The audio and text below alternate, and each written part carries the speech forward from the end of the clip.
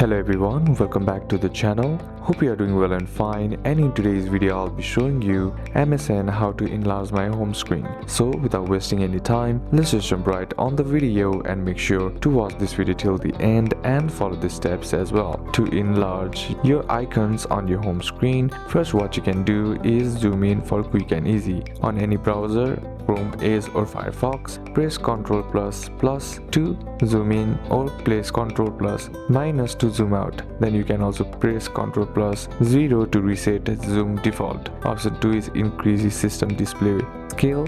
To do it, simply right click on your desktop, then click on display settings, then on the scale and layout, select scale and then select it to 125%, 150% or more. Then this makes text, icons and windows bigger system wide. So these are a couple of steps that you can apply, and that's it for today's video guys. Hope this video was useful to you. Leave a like if it did, comment down any questions that you have, and see you soon on the next one.